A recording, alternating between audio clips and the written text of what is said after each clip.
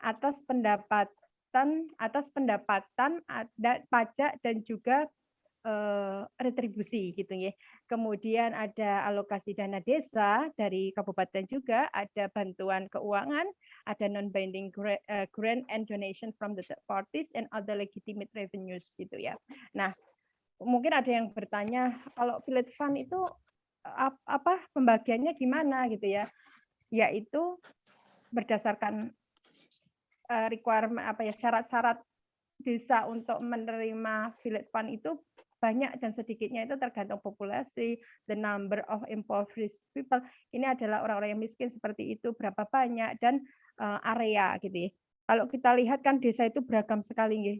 Ada desa yang sudah welfare gitu rakyatnya. Ada desa yang kalau kita lihat ke atas gunung gitu, karena saya pernah ke daerah suatu tempat perbatasan dari tempat saya, memang jauh sekali keadaannya gitu ya. Jadi harusnya memang proporsi dana desa ini akan berbeda gitu ya.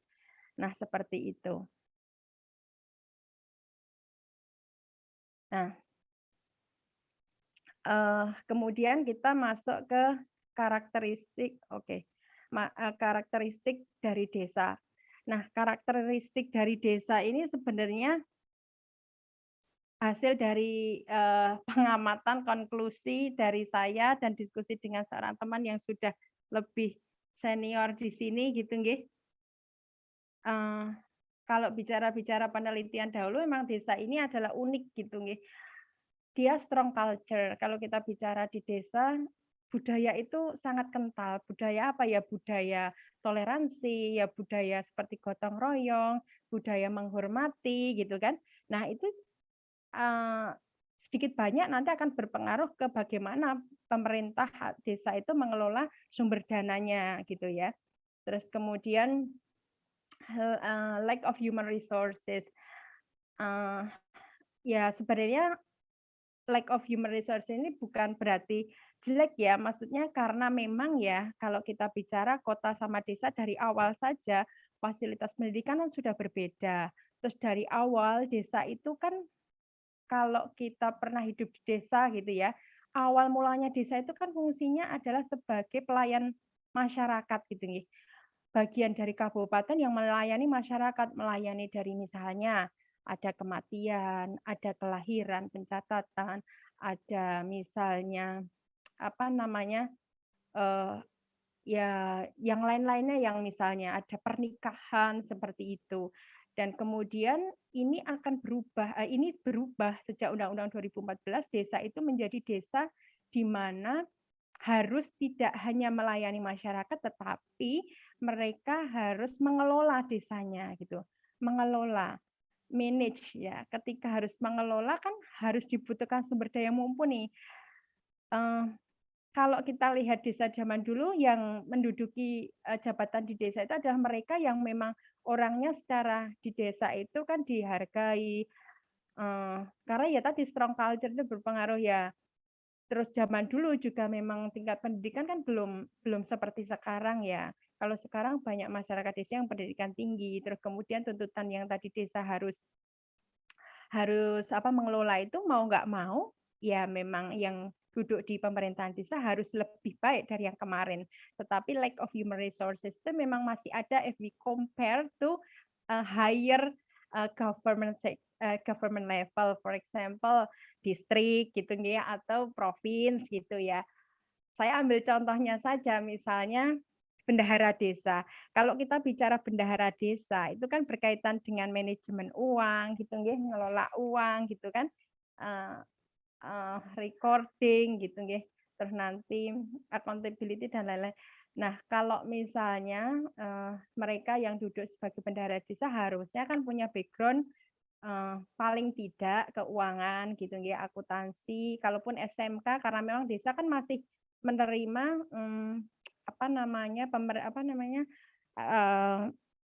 aparatusnya itu minimal SMA nggih, tidak harus S1 atau D3 gitu.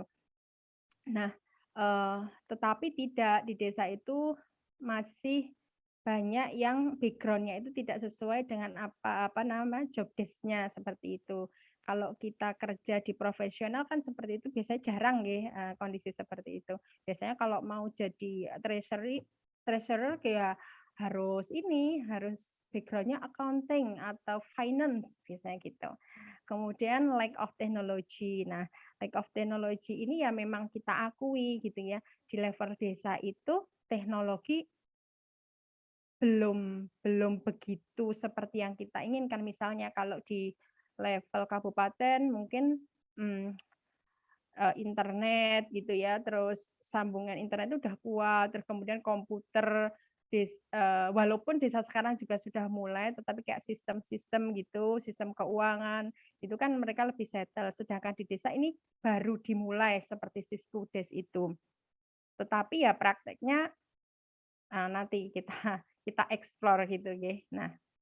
Nah, penelitian-penelitian tentang tadi karakteristik villages sebenarnya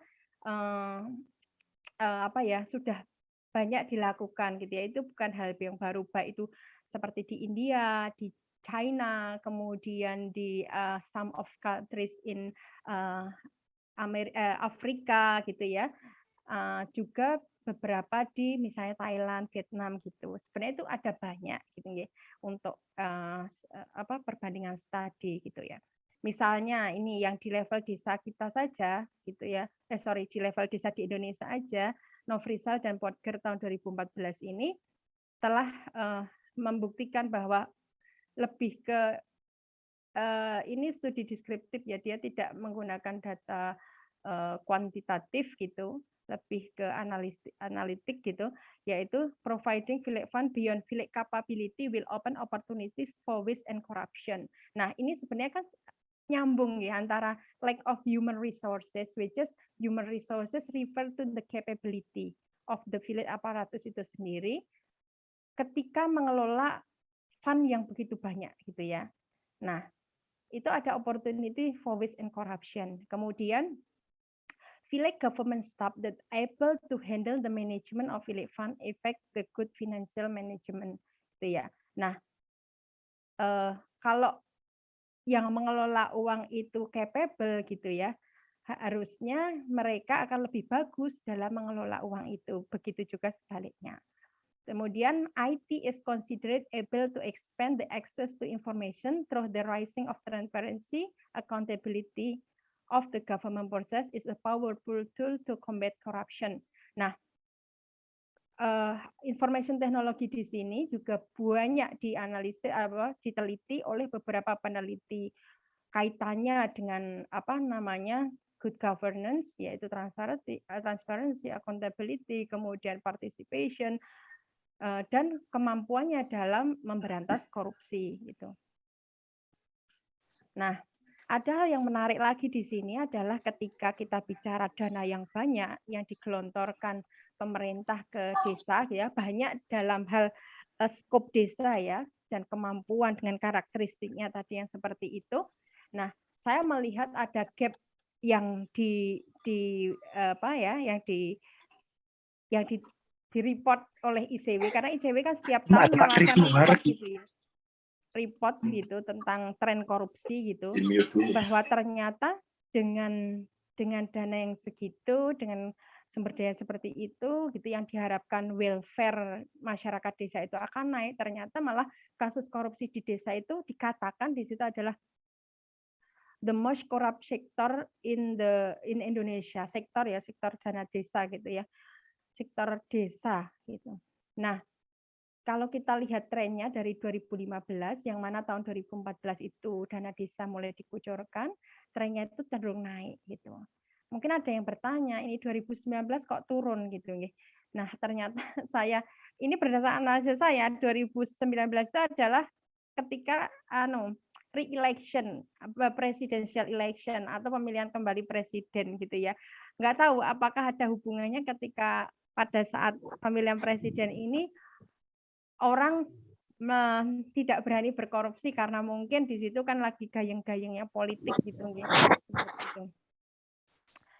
Nah, kemudian kalau kita lihat number of cases, kita lihat 2015, 25, 2016 naik turun terus skyrocketing tahun 2020 menjadi 129 gitu ya. Kemudian dengan amount loss, this is in dalam miliar rupiah ya, dalam miliar rupiah gitu. Cukup cukup naik juga gitu ya, naik juga gitu. Cuman memang kelihatannya nggak banyak ya dibanding mungkin korupsi-korupsi di sektor lain gitu ya. Ya, ya sebenarnya kalau kita bicara korupsi pengennya memang jangan sampai banyak gitu ya. Tapi ada foto. Yang jadi ketakutan kita adalah ketika korupsi itu sering dilakukan kan tidak banyaknya lagi, mungkin bukan nominalnya lagi yang dipertimbangkan, tetapi adalah takutnya ini menjadi sebuah kultur yang buruk gitu ya, yang terus terus terus dibangun, yang mana nanti harapan mencapai sebuah welfare masyarakat itu malah tidak tercapai gitu ya, malah negara rugi, masyarakatnya juga semakin miskin gitu. Oke, nah kalau dilihat dari penelitian sebelumnya gitu ya terkait apa namanya korupsi gitu. Nah ternyata KPLIN Muhammad ini tahun 2009 juga sudah menyatakan bahwa ternyata problem korupsi itu masih merupakan problem yang paling serius di negara-negara Asia Tenggara gitu ya, sehingga mereka ada menyampaikan kenapa kok bisa seperti itu gitu ya, atribut that cause failure of anti corruption in Malaysia. Nah, yang bikin nggak enak lagi adalah ketika melihat bahwa Indonesia itu dari 8 negara di Asia Tenggara gitu tidak cukup bagus gitu nggih. Yang bagus itu yang jauh dari korupsi itu adalah Singapura pasti, karena dia di dunia aja kalau dari Corruption Perception Index posisinya termasuk di atas gitu nggih. Terus kemudian Malaysia, Thailand gitu, Brunei Darussalam. Nah, kita itu di posisi kelima atau keenam ya? Kelima gitu. Kemudian saya balik ke penelitian Nofrizal dan Podger lagi. Mereka menemukan bahwa village law and government regulations still do not have adequate instrument for the implementation, particularly in terms of financial governance, to ensure that these funds are used wisely for community interest. Nah, mereka menyatakan bahwa ternyata belum ada kecukupan regulasi pemerintah dan undang-undang desa untuk yang diimplementasikan untuk mencegah gitu ya terjadinya korupsi atau penyelewengan gitu ya, sehingga community interest itu bisa tercapai gitu ya. Jadi ada dana desa tetapi tidak regulasi yang ada sekarang itu belum cukup untuk mengawal itu gitu ya, artinya seperti itu. Gitu, implementasinya belum bagus gitu. Nah, Nur Hakim dan Budianto 2018 conclude that the level of effectiveness of regional auditor in supervising village financial management is still low. The evaluation scope and supervision by regency municipal leader is not clear and the whistleblowing channel for reporting is not provided well. Nah, mereka menyatakan bahwa ternyata efektivitas dari regional auditor. Nah, desa itu diaudit oleh auditor kabupaten yang mana disebut inspektorat gitu ya. Menyatakan bahwa itu tuh tidak cukup gitu ya untuk mensupervisi gitu ya. Atau untuk mengaudit. Nah, dan whistleblowing yang ada sekarang juga kayaknya belum berfungsi dengan baik. Lagi-lagi terbentur juga dengan strong culture tadi. Nah, saya sempat wawancara dengan seorang narasumber bahwa keinginan untuk melaporkan lewat whistleblowing gitu masih enggan. Karena apa? Pekewuh. Pekewuh itu apa ya, Mbak Faiza nanti nggak paham pekewuh itu. Pekewuh itu ya nggak enak hati kalau melaporkan, takutnya karena nanti ketemu lagi. Nah, seperti itu. Memang agak unik desa ini. Nah, ini hanya saya ambil dari beberapa penelitian saja, ya sebenarnya banyak sekali penelitian terkait hal ini. Referensi saya juga banyak gitu ya, tapi yang kayaknya ini yang paling gampang untuk dicerna oleh audiens yang dari berbagai field study, karena saya yakin PCIM ini kan tidak hanya dari akuntansi saja gitu nggih, dari mana-mana gitu. Terus kemudian dari sospol, terus ada yang dari macam-macam. Nah, kemudian research question-nya sebenarnya ini research question hanya sedikit research question dari yang saya lakukan nih, tapi saya ambil sedikit saja. Yang pertama, apakah internal control itu sudah efektif untuk mencegah dan mendeteksi korupsi? Kedua, bagaimana sih implementasi dari internal control yang ada di desa itu? Jadi saya itu ada pertanyaan seperti ini. Sudah mampu belum sih internal control itu mencegah korupsi sebenarnya gitu ya? Dan implementasinya seperti apa gitu? Karena saya memang orang baru di sini nggih. Saya berpikir kenapa sih kok ICW itu melaporkan seperti ini? Apakah internal kontrolnya ada yang problem atau seperti apa? Nah, seperti lebih ke situ sih gitu nggih. Nah, metode yang saya pakai adalah mixed method with the explanatory sequential research atau ESR method to conduct in-depth investigation of the effectiveness of internal control in combating corruption, which mean a method to discover detail for why something occur. Artinya bahwa saya melakukan selain mixed method, karena kalau misalnya kuantitatif saja mungkin saya hanya melihat sebuah hasil statistik yang I can explain why gitu ya. Terus kemudian pembimbing saya mencoba you have to combine with the other method so you can explain why it happen gitu. Kalau kita cuma oh iya nggak terpengaruh gitu ya, cuman kenapa nggak terpengaruh gitu kan. Nah, saya mencoba menggunakan itu gitu. Nah, saya memulainya dari kuantitatif and then I have run the data. Sesudah dapat hasilnya, data itu saya pakai untuk membangun sebuah pertanyaan ya, to explore atau investigated gitu ya, kenapa seperti ini gitu ya. Kemudian dianalisis gitu ya, walaupun mungkin saya tidak akan menyampaikannya di sini hasil itunya karena saya masih tahap penganalisis gitu nggih, karena memang jatah saya ngisi gitu ya. Januari ya saya sampaikan yang apa saya lakukan dulu gitu. Metodenya yang kiri itu kuantitatif, yang kanan itu kualitatif. Yang kuantitatif ini saya menggunakan point Likert scale questionnaire yang mana saya membangun, ada yang membangun, develop the questionnaire, ada juga yang adapt, ada yang adopt gitu ya.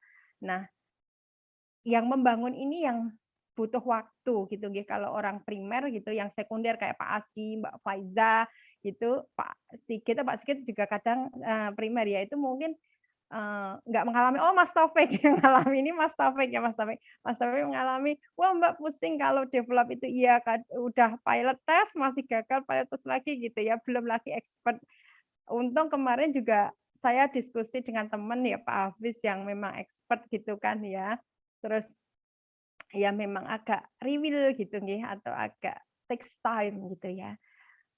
Kayak ya takut-takut wah nanti sudah run ternyata enggak ini padahal kan pandemi ini kan respondennya memang terbatas gitu ya, terbatas, pergerakan kita mau nyari responden susah, kemudian respondennya banyak yang isoman, nah kayak gitu.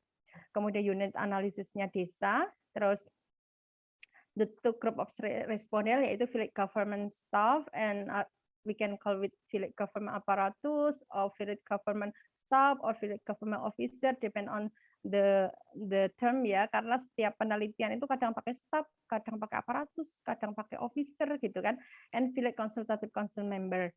Nah, kalau village consultative member yang tadi BPD itu ya, untuk melihat korupsinya, yang tadi melihat internal kontrolnya. Saya tes menggunakan Smart PLS gitu ya. Kemudian kualitatifnya interview question based on the finding of the quantitative study. Hasil dari apa yang sudah saya tes di kuantitatif metode tadi, saya gunakan untuk membangun sebuah question gitu.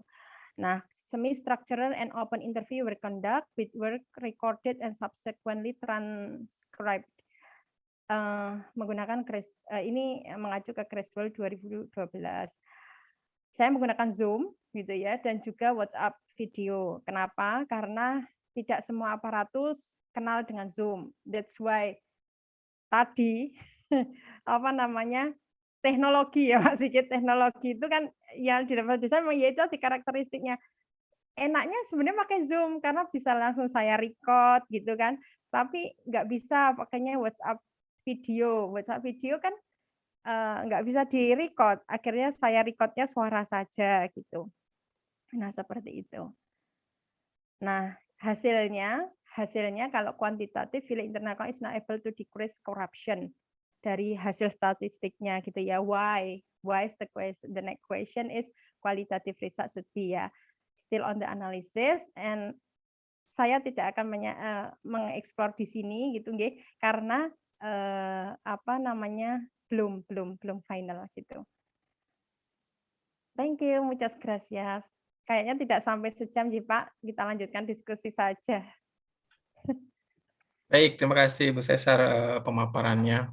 Menarik ya tentang desa ini, karena memang pertama tadi sama seperti yang disampaikan Bu Cesar ya, 2014 undang-undang baru ada ya, yang betul-betul namanya Undang-Undang Desa itu sendiri, mengatur tentang desa, tata kelolanya, termasuk tata kelola uangnya, ya. Dan kalau memang kita lihat tadi sudah dipaparkan di awal, ada sekitar 70.000 lebih desa ya Bu Cesar ya, 70.000 ya, desa yang ada di Indonesia gitu kan ya. Itulah Indonesia itu kan, luar biasa sekali.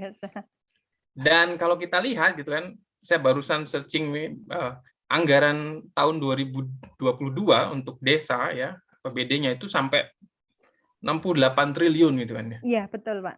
Nah, itu tahun 2022 itu 68 triliun siap disalurkan ke 73.000 desa di Indonesia. Nah, kasusnya adalah tadi yang Bu Cesar sebutkan, corruption-nya di Indonesia itu terus ya naik terus. Nah, jangan-jangan cita-cita dari undang-undang desa itu yang ingin meningkatkan welfare gitu kan. Ya anggaran gede tapi korupsinya juga tinggi, cita-cita welfare-nya desa itu malah nggak kesampaian itu kan. Bagaimana cara meningkatkan desa kemakmuran desa itu jangan-jangan nggak kesampaian dan sebagainya. Saya kira itu dari Bu Cesar. Monggo barangkali ada yang bertanya atau mau diskusi, sharing gitu ya. Saya persilahkan. Saya ada pantun. Wah. Dulu buka kamera dulu biar jelas kan. Mbak Berta, ya. Asik kalau Mbak Berta pantunnya mah mantap. Ya. Assalamualaikum warahmatullahi wabarakatuh. Waalaikumsalam warahmatullahi wabarakatuh. Mana tadi? Sabtu siang bersama Kaisar Marga membahas tentang korupsi desa. Janji Pak Kades kepada warga, janji-janji yang tak takut dosa. Lagu keroncong dari Waljina, lagu merdu penuh makna. Kepala desa wajib amanah, jangan karena aliran desa. Sejak corona tak bisa mudik, harga karantina makinlah naik. Aparat desa haruslah terdidik, jujur, bijaksana, dan juga baik. Kades hadir hanya sekilas, hanya muncul dalam acara. Alokasi dana desa harus jelas, tidak amanah bikin sengsara. Dari bengkok naik ke dana desa besar siap dimangsa. Kades adil dan bijaksana pasti mampu membangun desa. Dana besar tanpa kejelasan, katanya sih untuk pendayagunaan. Warga desa hanya jadi alasan, bukan jadi sasaran pembangunan. Hidup di desa masih alami hijau dan masih berseri. Suap menyuap demi kompromi, korupsi memang merusak negeri. Wassalamualaikum warahmatullahi wabarakatuh. Waalaikumsalam warahmatullahi wabarakatuh. Waalaikumsalam Muchas warahmatullahi gracias, Mbak. Mantap, Mbak Berta, pantunnya ini. Terima kasih, Mbak Berta, pantunnya. Nanti Bu Cesar mau balas nih pantunnya, silakan. Kalau Raisa, Pak, nggak bisa. Kayaknya yang pintar ini Bu Barbara ini. monggo silakan, barangkali ada yang mau Halo. diskusi, sharing dan sebagainya. Ya. Karena memang di desa itu ya, kades-kades yang dulu itu sekarang itu menyalonkan diri lagi. Kalau dulu kan dapat bengkok desa saja kan, kepala desa itu nggak gajian, dulu dapat bengkok desa. Di kampung saya itu 7 hektar dulu ini bengkok desanya. Sekarang itu kan dia ini mau nyalon-nyalon lagi gitu karena ada dana desa sekarang. Itu yang banyak dipikirkan gitu. Kalau nggak amanah memang habis lah itu. Tambah kaya Pak Kades. Ya, betul sekali, Bu. Ada, Halo. silakan. Selamat malam. Selamat malam dengan Saya Zen Siboro. ya, silakan. Eh, Silakan Mas Jan. Iya, saya kebetulan mahasiswa dari Spanyol juga, tapi sekarang udah di Indonesia. Dan topik ini kemudian menjadi menarik bagi saya, karena mungkin sama seperti Mbak Caesar, saya juga datang dari kampung, dari desa pelosok pedalaman dari Danau Toba, dari Sumatera Utara. Jadi saya ya sedikit banyak benar-benar paham tentang apa yang dipaparkan sama Mbak Caesar, karena hampir ya sedikit banyak terjadi juga di desa saya. Yang ingin saya sampaikan adalah menurut saya pribadi, karena kebetulan selama kuliah dulu fokus saya waktu S1 adalah politik lokal, kebetulan ketika berbicara tentang korupsi di desa, menurut saya pribadi, koreksi jika saya salah, sebelum kita bicara tentang kualitas sumber daya manusianya, sebelum kita berbicara tentang kualitas aparatur desanya, kalau menurut saya pribadi, kesalahan yang akhirnya berujung pada terjadinya tindak pidana korupsi itu adalah sebenarnya dimulai dari sejak awal kebijakan tentang desa itu terjadi, menurut saya pribadi. Ketika tahun 67, kalau saya nggak salah, akhirnya nama desa digunakan secara general di seluruh Indonesia, di mana sebelumnya, bahkan mungkin sebelum negara ini berdiri, hampir semua desa itu menggunakan istilah yang berbeda masing-masing, sesuai dengan tata geografis dan suku yang mendiami. Semisal kalau kayak kita di Danau Toba, yang dominan orang Batak, kita menyebut desa itu sebagai kota, ada yang menyebut sebagai nagori, ada yang menyebut sebagai kenegerian, gitu loh. Yang artinya setelah ini kemudian digeneralkan menjadi desa, tentu saja perubahan ini bukan hanya terjadi pada perubahan nama, tetapi juga merubah psikologi politik masyarakat, terlebih ketika akhirnya lembaga-lembaga internal desa itu kemudian dikukuhkan menjadi badan pemerintahan. Seperti yang saya sampaikan. Yang menarik bagi saya dari paparan tadi adalah ketika adanya salah satu unsur yang tadi kalau nggak salah Mbak Caesar bilangnya nggak enak hati gitu, karena kuatnya budaya, strong culture.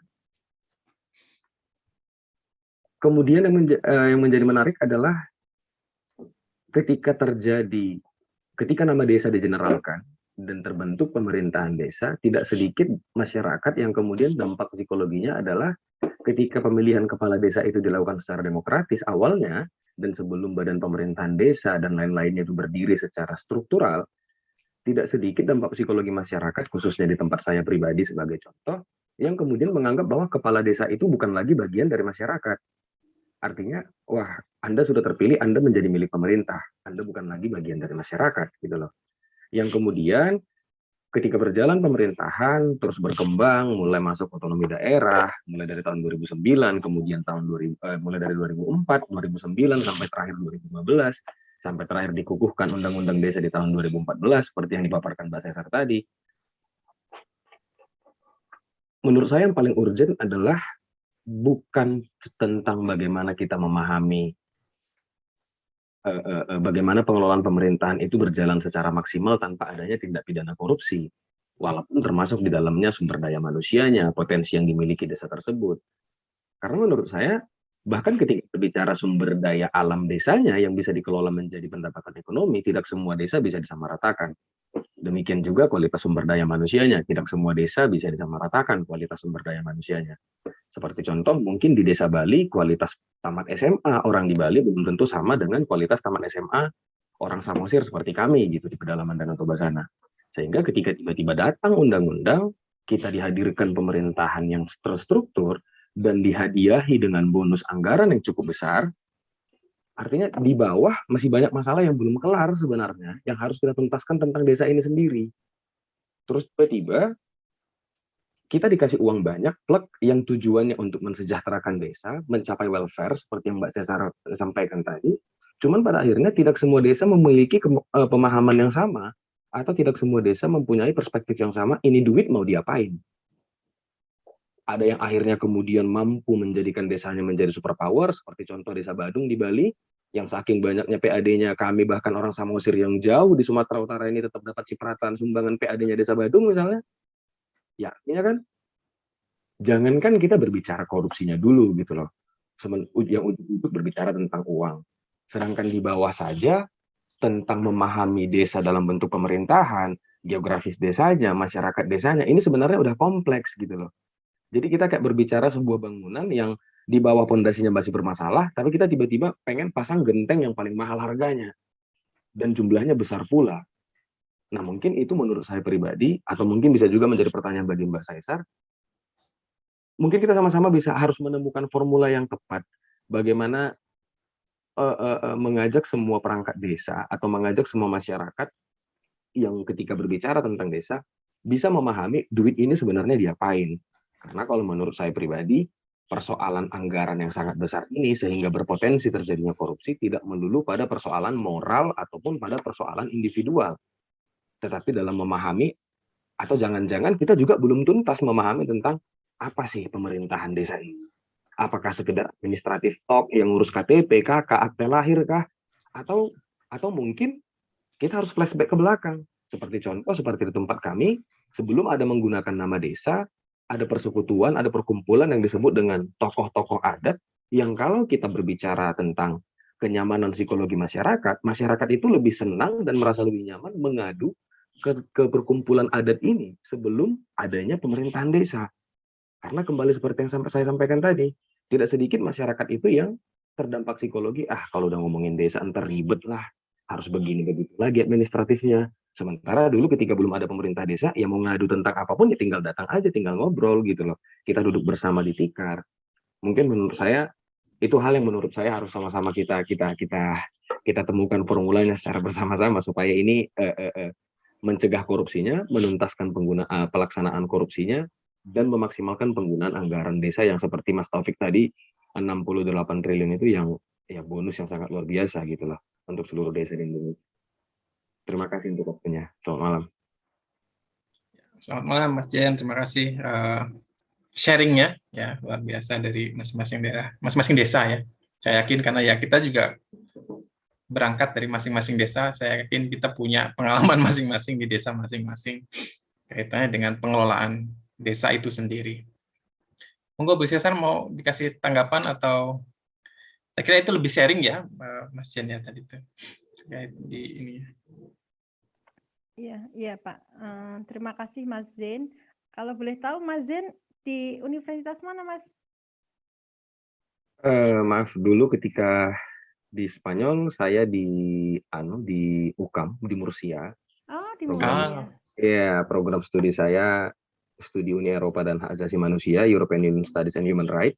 Cuman kebetulan S1 saya di Medan itu ilmu politik dan saya dari awal memang karena sama seperti Mbak Caesar, saya benar-benar berasal dari kampung pedalaman yang membuat saya merasa kayak wah ini bicara politik lokal ini pada saat itu belum terlalu banyak orang yang memang mau keluar dari zona berbicara pemerintahan secara nasional gitu. Jadi kayaknya lebih menarik nih ketika kita berbicara politik lokal.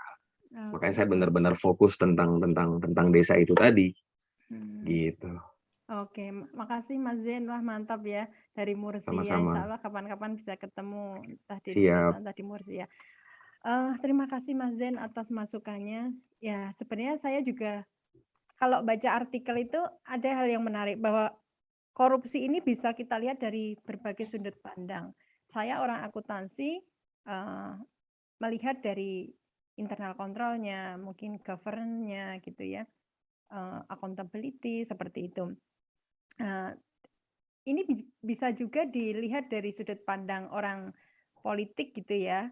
Dari sudut pandang politik, misalnya tadi disebutkan, oh karena kecenderungan korupsi karena re-election.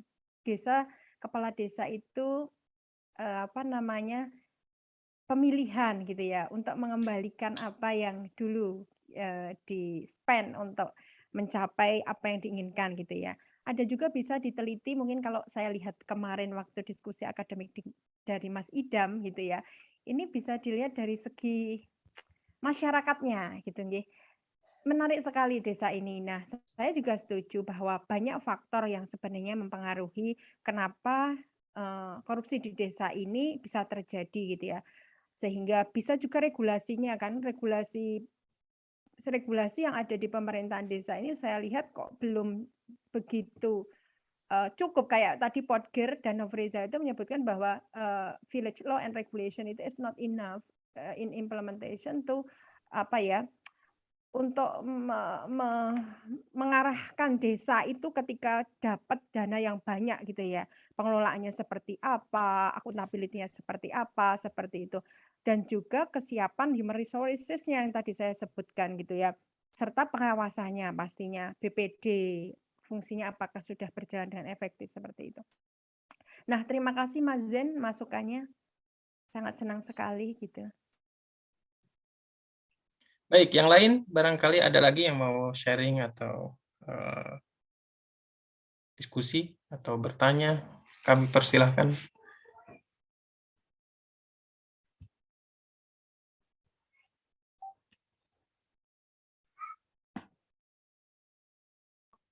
Mungkin Pak Surya bisa ini. Ada Pak Surya Pratowo. Ya? Selamat Pak. Selamat datang. Masya Allah, ini suhu Pak Surya, monggo Pak Surya. Ini anak. Ada Bu Era juga, Bu Barbara. Monggo lanjut. Selamat bergabung di acara PCM. Oke, siap, mantap. Monggo Mas. Yes. Tidak ada. Saya pernah dengar ini, saya apa namanya? Jadi dulu kita zaman reformasi ya. Dulu kan kita pengen adanya OTDA ya, otonomi daerah ya.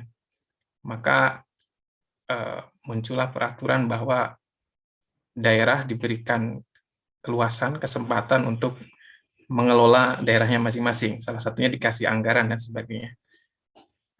Tapi yang terjadi zaman dulu ya korupsi berpindah dari pusat ke daerah-daerah. Nah, kita bisa lihat ada gubernur, bupati dan sebagainya yang akhirnya terkena korupsi juga gitu. Lalu 2014 muncullah undang-undang ini ya, Bu Cesar, bahwa desa juga diberikan wewenang untuk mengelola pemerintahannya gitu kan. Bahkan dikasih anggarannya gitu kan. Dan yang terjadi juga teman saya mengatakan jangan-jangan ini jebakan Batman lagi gitu kan, jebakan lagi gitu kan. Karena tadi betul kata Mas Jen ya, jangan-jangan kita belum siap gitu untuk diberikan kewenangan tersebut. Jadi jangan-jangan yang korupsi itu bukan karena ada niat gitu kan, tapi karena tidak tahu bagaimana cara mengelola dananya gitu. Yang harusnya mungkin digunakan untuk Komdev ya, bagaimana itu berkembang, tapi dibelanjakan misalnya untuk yang sifatnya konsumtif gitu kan, perbaikan jalan dan sebagainya. Nah, apakah seperti itu Bu Cesar? Itu bisa jadi latar belakang kenapa ya korupsi tetap ada gitu, bahkan terus meningkat di desa-desa gitu. Apakah karena SDM-nya atau karena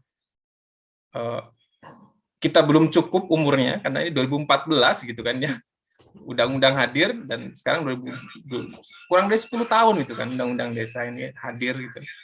Cuma saya nggak tahu berapa banyak yang sudah terkena kasus dari pengelolaan dana desa ini. Itu sih sharing dari saya. Monggo Bu Cesar, barangkali ada informasi terkait hal tersebut. Iya Pak Sigit, ini sependek pengetahuan saya nggih. Kalau saya lihat memang kemarin waktu wawancara itu juga kebetulan saya juga wawancara inspektorat gitu nggih. Ada statement yang menurut saya agak menggelitik gitu nggih, yaitu mereka ada yang bilang gini, ini sepertinya ya Bu ya, karena ya sedikit prematur gitu nggih. Artinya kalau kita bicara kenapa sih desa itu dapat 1 M gitu ya waktu itu. Entah itu karena memang kan ada janji politik gitu ya. Kemudian mau nggak mau itu kan direalisasikan. Sedangkan organisasi atau entitas yang kita diberikan itu dana Village Fund itu adalah entitas yang belum cukup secara organisasi matang untuk mengelola uang sebanyak itu gitu nggih. Dan juga kan tadi saya ulang lagi, regulasinya itu inspektorat aja berpikir regulasinya saja juga nggak jelas nih pengelolaan, bukan nggak jelas ya, lebih ke untuk ngaudit saja misalnya seperti itu, belum ada standar tersendiri gitu nggih, masih mengikut dengan pemerintah daerah seperti itu. Jadi makanya ini Pak, ini masih bisa kita eksplor sebenarnya kenapa terjadi korupsi gitu ya. Jadi balik lagi ke tadi yang saya katakan ke teman-teman, kita bersama-sama dari segala bidang pendidikan gitu. Saya akuntansi melihat dari internal kontrolnya, governance-nya, misalnya seperti itu, mungkin dari human resources-nya. Kenapa sampai terjadi korupsi yang tadi seperti diberitakan ICW itu naik terus gitu nggih, kebocoran di mana-mana, dan terkadang malah ada korupsi yang ternyata sesudah diinvestigasi itu nggak masuk korupsi gitu nggih. Jadi celah untuk menentukan korupsi aja kadang agak susah gitu di level desa itu. Nah, seperti itu saya juga masih belajar nih Pak. Mungkin ini ada Pak Suryo. Saya jadi nggak pede ini ada Pak Suryo. Mohon dibantu Pak ini. Suhu di bidang akuntansi publik. Nah, seperti itu. Monggo Pak. Baik. Monggo barangkali ada yang mau sharing pengalaman terkait desa lah. Tadi Bu Cesar menjelaskan tentang kasus korupsi yang ada di desa, yang tadi dipaparkan oleh Bu Cesar dari tahun ke tahun meningkat gitu ya Bu Cesar. Lalu pertanyaannya adalah apakah ini bisa dikurangi kasus korupsinya, dan yang dipaparkan oleh Bu Cesar ini salah satu disertasinya Bu Cesar ya, bagian kecil riset Bu Cesar ya, Bu Cesar yang ini ya. Saya Pak. Monggo. Mas Ahmad ini. Gimana kabarnya? Silakan tanya dulu silakan. Ini saya kira tadi untuk acara PCIM saja, ternyata untuk umum juga. Oh iya ya, alhamdulillah. Monggo Mas, ya silakan. Dulu saya sempat mendampingi desa yang saya kira itu desanya cukup tidak pedalaman, desa pedalaman itu di Berau. Namanya Desa Batu Rajang. Di sana itu sekitar 100 KK kalau tidak salah. 200 penduduk. Jadi hanya beberapa KK di sana. Dan itu kalau tidak salah informasi yang saya dapat di sana, desa itu diberikan anggaran sekitar 1 sampai 2 M. 1 sampai 2 M. Nah, di situ saya sempat bertanya terkait penggunaannya dan sebagainya itu. Mereka ternyata bingung bagaimana menggunakannya, anggarannya itu untuk apa, sehingga banyak anggaran yang tidak terpakai di situ. Nah,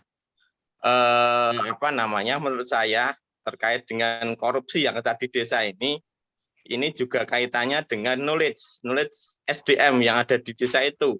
Karena saya lihat di pedalaman itu ya, kalau kita lihat Indonesia ini gap pendidikan itu sangat tinggi ya kan. Yang di Papua, yang di pedalaman, yang di 3T itu saya kira perlu ada transfer knowledge dari pemerintah pusat. Dan transfer knowledge itu tidak hanya hit and run, artinya mengadakan pelatihan selesai, enggak. Jadi saya kira perlu pelatihan yang kemudian diikuti dengan pembinaan dalam hal pengelolaan keuangan dan juga manajemen desa gitu. Nah, selain itu juga korupsi ini saya kira tidak hanya dilihat dari segi akuntansi seperti yang disampaikan Bu Cesar tadi. Tidak hanya kontrol internal, tapi juga ada sanksi yang menurut saya kurang tegas dari pemerintah pusat dan juga pendidikan karakter yang kurang ditumbuhkan di anak bangsa kita begitu. Jadi memang seperti yang disampaikan Bu Cesar, saya sepakat itu bahwa ya ini kalau kita lihat dari segi akuntansi internal kontrol itu tidak bisa satu itu aja, tapi juga dari multidisiplin, dari pendidikan dan dari hukum dan lain sebagainya. Jadi itu mungkin lebih ke sharing gitu Bu Cesar. Lama tidak jumpa sama Pak Sigit. Ya, Makasih, siap Mas ya. Ahmad, makasih masukannya. Ya Pak. Makasih sharingnya Mas Ahmad di waktu KKN apa ya Mas Ahmad yang di Berau ya? Project Pak, project dari Muhammadiyah. Project dari Muhammadiyah. Iya, betul Mas. Sebenarnya juga penelitian saya nggak cuma internal kontrol, masih saya keep yang lain yang saya teliti ya. Nanti kan pasti diminta sama Pak Asdi lagi ngisi gitu ya. Jadi yang isi yang lain saya tahan untuk ngisi kajian berikutnya gitu ya. Ini yang saya keluarkan yang internal kontrolnya dulu. Betul Mas Aditama, sebenarnya ya seperti itu gitu loh. Kemarin bahkan tapi ya tadi ya benar kalau misalnya sanksinya belum jelas gitu ya ketika mereka melakukan korupsi misalnya seperti itu ya, tadi balik-balik lagi ke regulasi gitu. Makanya Nofrizal dan Podgert dia menyatakan village law and regulation is not sufficient gitu. Nah, dan juga bisa dilihat dari beberapa bidang keilmuan seperti itu. Terus kebingungan mereka untuk ini uang sekian untuk apa, itu sebenarnya nggak usah jauh-jauh di Berau gitu ya. Mungkin di desa yang saya wawancari kemarin ada yang seperti itu, tapi ada juga yang antar masyarakatnya pun konflik, ada yang minta ini, ada yang minta itu gitu nggih. Dan kemudian kan pemerintah sekarang lebih cenderung untuk diprioritaskan ke human empowerment gitu nggih.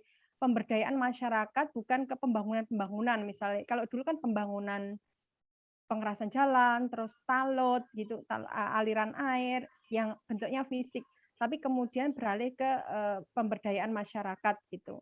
Yang mana itu pun menjadi masalah lagi ternyata di desa. Karena ketika pemberdayaan masyarakat, output-nya itu, output mungkin ya ada training, tapi outcome-nya itu yang tidak bisa diukur lagi gitu loh. Karena outcome itu bisa kalau bisa dinilai sudah sekian tahun mungkin seperti itu ya. Nah, ada juga karena nggak sustain gitu ya, nggak sustain pelaksanaan dari empowerment tadi, akhirnya ya cuma kayak training aja ya. Gimana nih? Jadi ya memang agak ini sih kompleks. Mungkin ada yang memiliki pengalaman. Pak Surya, monggo Pak Surya. Nggih, dikit nambahi mawon nggih, Mbak. Sehat-sehat sedaya nggih. Assalamualaikum warahmatullahi wabarakatuh. Waalaikumsalam. Warahmatullahi Pak Surya. Nggih, yang poin pertama menarik tadi apa yang disampaikan Pak Jenemo dari Taufik Akbar, Mas.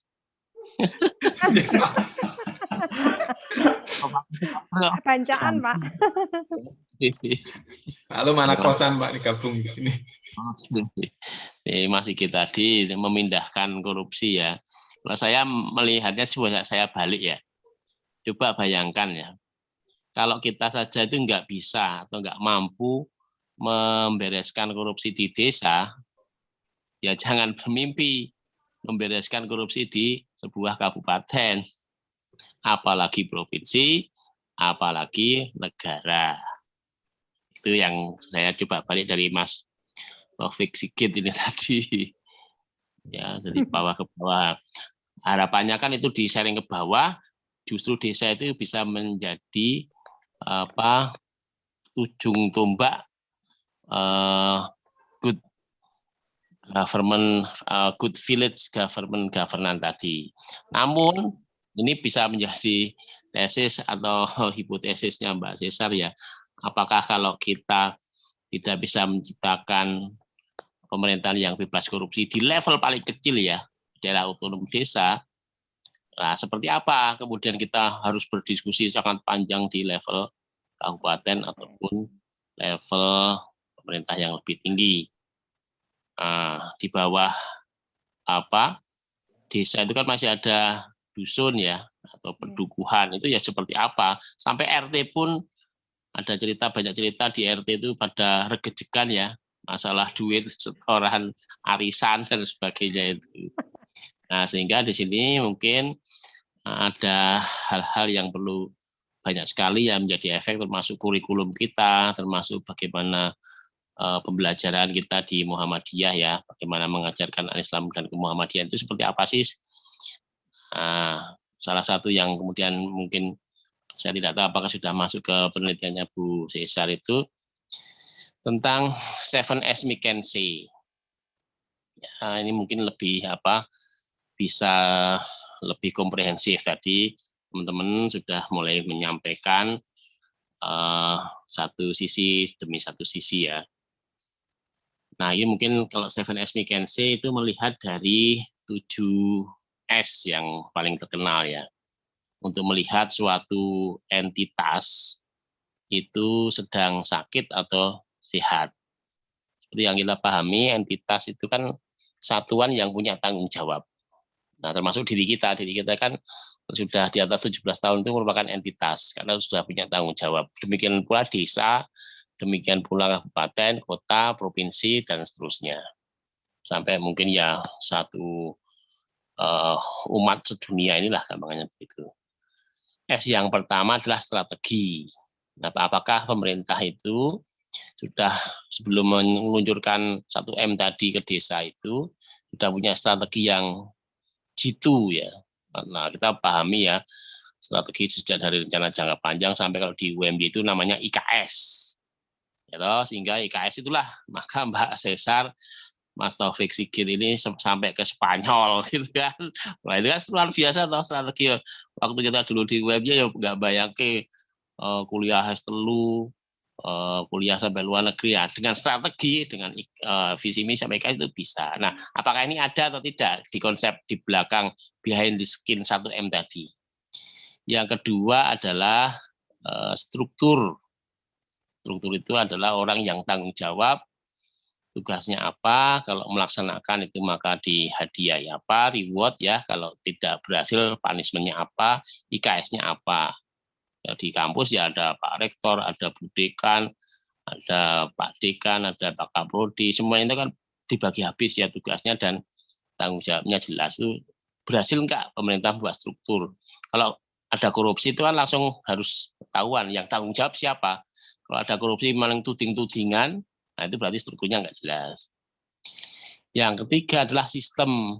Nah, ini bagiannya Mbak Cesar tadi ya, ada sistem pengendalian internal. Itu sudah ada belum? Apakah itu strukturnya maupun prosesnya ya, dari lingkungan pengendalian. Bagaimana mau lingkungan pengendalian dong, Pak Lurah aja dipilih prosesnya seperti itu misalnya ya. Kedua ada BPD-nya juga prosesnya seperti itu dan sebagainya. Lingkungan pengendaliannya kurang bagus misalnya. Ditambah lagi dilakukan tidak yang namanya penilaian risiko. Oh, dilakukan sehingga ada risikonya kelihatan. Ada enggak aktivitas pengendalian, informasi komunikasi, pemantauan dan sebagainya itu di sistem, sampai sistem-sistem yang sifatnya teknologi ya. Nah, yang S berikutnya, S yang keempat adalah tadi yang disampaikan teman-teman tadi, staff ya, SDM-nya seperti apa, mampu atau tidak. Yang kelima ada skill, nah, keterampilan pemahamannya tadi. Nah, kemudian kalau orangnya kurang paham tentang tata kelola keuangan, ya bisa tergelincir ya, nggak tahu tentang sistem penataan keuangan, menata keuangan di UMY nggak paham, itu ya bisa tergelincir, bisa katut-katut malah menambahkan keruwetan ya. Dan di tempat kita pun tidak bisa jauh-jauh juga dari masalah-masalah ini, karena ada uang, disitulah ada kekomplekan, jika harus ada sistem yang baik. Kemudian apalagi S yang ke-6 ya, style, gayanya Pak Rektor, gayanya Pak Dukuh, gayanya Pak Bupati itu sangat mempengaruhi tadi kesehatan dari desa ataupun kesehatan dari suatu negara. Ada yang sistemnya kayak Pak Ahok misalnya, ada yang kayak Mas Anies Baswedan, ada yang seperti Mas Anas Urbaningrum. Nah, itulah orang-orang itu punya style masing-masing. Ini masalah bukan baik buruk ya, tapi pasnya seperti apa. Daerah ini pasnya harus seperti Pak ini, Bu ini. Nah, kecocokan style itu yang penting. Nah, tapi juga ini yang bagi kita warga UMY harus sangat paham, yaitu tentang shared values. S yang ke-7 ini yang sangat kita banget ya harusnya ya, share values, nilai-nilai yang kemudian itu dipahamkan bersama. Nah, kita memiliki nilai-nilai al-Islam dan kemuhammadiyahan. Di negara kita adalah nilai-nilai Pancasila. Kalau terjadi korupsi, jelas nilai-nilai ini mesti dilanggar. Ya, melanggar keadilan sosial, jelas sekali melanggar ketuhanan yang Maha Esa, jelas sekali kemanusiaan. Tapi wong duit bansos untuk COVID aja dikorupsi misalnya. Ya terus ketuhanan mesti salah, kemanusiaan ya mesti salah, keadilan mesti salah, semua sila ditabrak. Nah, masalahnya siapa yang bertanggung jawab untuk share values ini? Ya pimpinan tertinggi. Kalau di UMY misalnya, kalau sampai Bu Cesar tidak paham tentang unggul dan Islami, yang salah bukan Bu Cesar, yang salah ya Pak Rektor, tidak mampu men-share, menyampaikan tentang values-values yang harusnya dipahami oleh seluruh warga UMY, demikian pula di desa. Nah, memang itu suatu hal yang sangat tinggi sekali ya, yang zaman dulu itulah yang disebut dengan masyarakat yang madani, masyarakat di Madinah gitu ya, baldatun thayyibatun wa raufun ghafur. Nah, harusnya kita mengarah ke sana. Nah, itu semua ya tergantung teman-teman di bidang yang lain juga, betul ya, tentang proses politik seperti apa. Nah, proses politiknya belum menunjukkan 7S McKinsey dan sebagainya ya, kita bisa menilai. Nah, mungkin ini bisa memberikan tambahan pada variabel yang nanti akan disampaikan Bu Cesar di session berikutnya ya, mengukur seperti apa sih 7S McKinsey. Kalau ada S1 yang sakit ya jelas kurang, masih kompleks ya. Nah, itulah kekomplekan ya di sektor publik ya. Karena di sektor publik memang karena indikatornya tidak sejelas sektor privat, nah itulah permasalahannya. Tetapi masalahnya kalau sektor publiknya saja belum sehat, ya sektor privatnya mesti tambah tidak sehat lagi. Karena sektor privatnya itu kan ngikut apa yang diminta oleh sektor publik, karena sektor publik yang meregulit, memberikan, mempajaki, mengatur perizinan dan sebagainya. Selama good government-nya rendah atau bad government governance, maka sulit sekali kita mengharapkan corporate bisa menjadi good corporate governance. Akan sangat sulit orang tua menyuruh anaknya belajar sambil bapaknya nonton sinetron misalnya kayak gitu ya. Nah, bisa good anak governance itu diciptakan oleh bad bapak governance, gampangnya begitu ya. Berarti sektor publiknya dulu yang harus clean kalau mengharapkan sektor privatnya bagus. Wong sektor publiknya kalau sektor publiknya jelek itu bisa dipastikan privatnya jelek. Kalau sektor publiknya bagus diharapkan ya, artinya belum tentu juga korporasinya bagus. Walau alam bisa matur nuwun Pak Sigit dan Bu Cesar dan teman-teman Spanyol. Sementara itu, matur nuwun. Assalamualaikum warahmatullahi wabarakatuh. Waalaikumsalam warahmatullahi wabarakatuh. Terima kasih Pak Suryo sharingnya.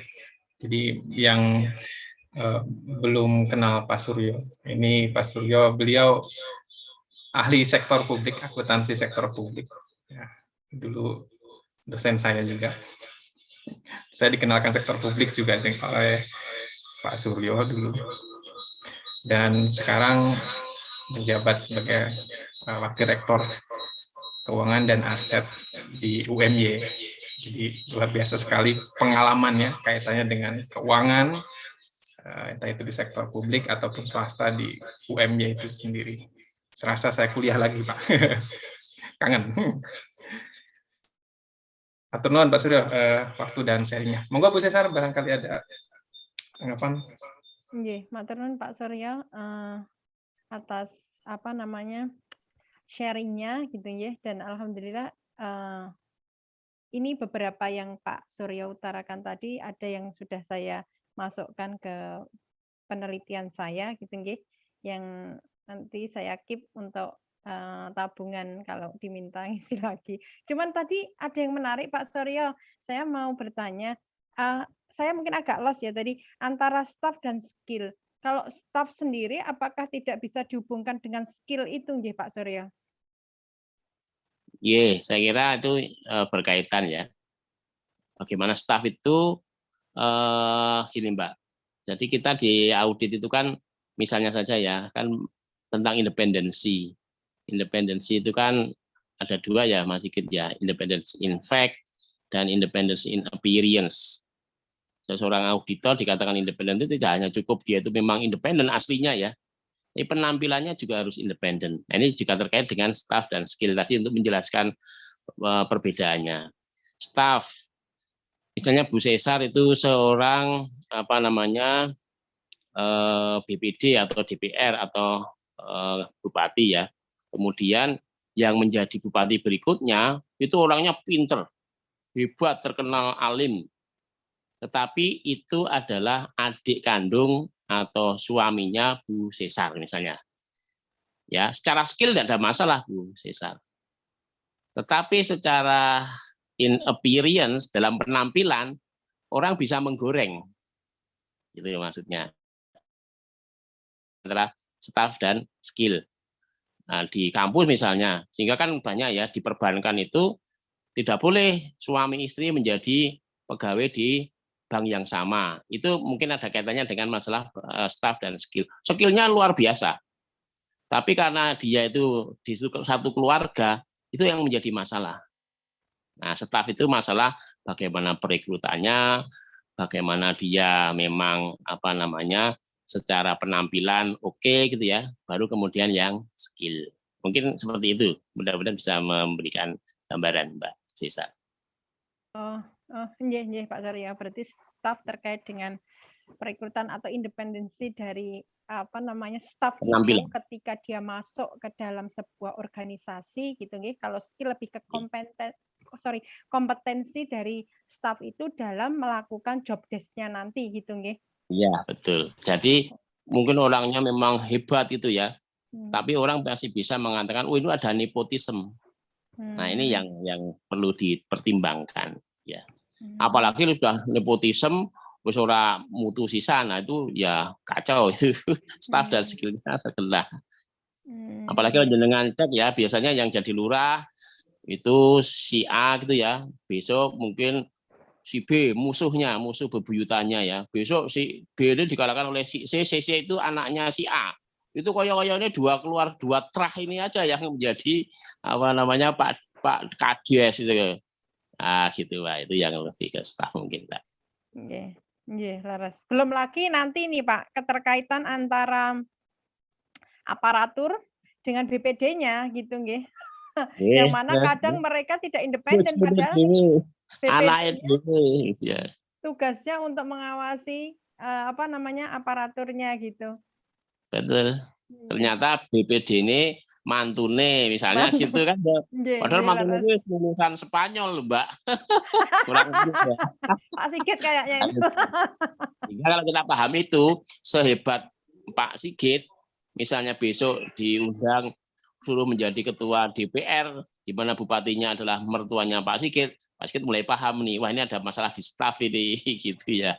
Walaupun Pak Sigit luar biasa pengalamannya, kira-kira gitu. Nggih. Matur nuwun Pak Suryo. Sami-sami. Iya, matur nuwun. Masih ada berapa? 5 menit lagi, barangkali ada yang mau sharing, diskusi. Ada juga Pak Trisno di sini ya. Nah, ini dari Fakultas Hukum, ahli pidana juga ya, Pak Trisno, barangkali mau. Wah, Masya Allah ini Ada saya. Bu Barbara juga. Saya tuh senang ini yang datang. Assalamualaikum. Waalaikumsalam, Vera.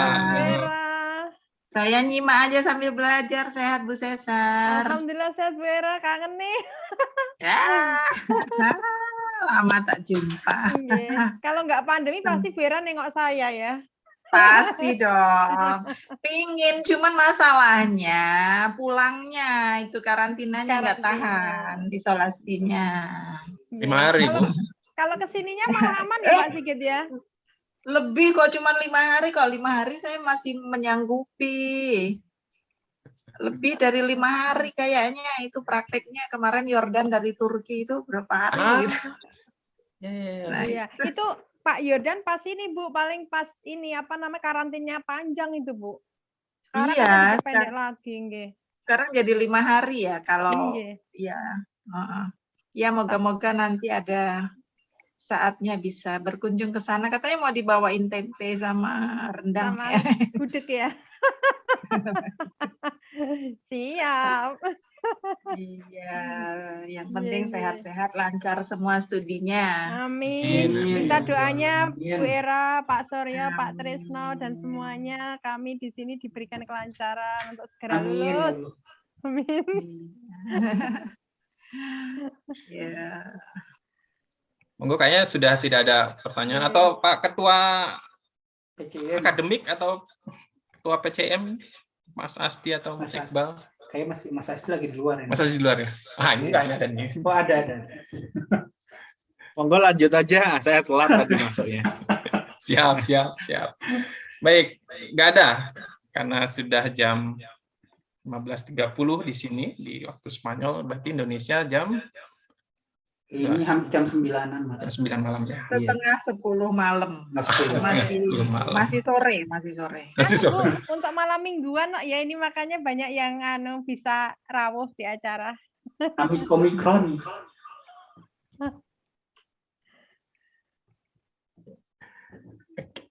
Baik, kayaknya sudah tidak ada.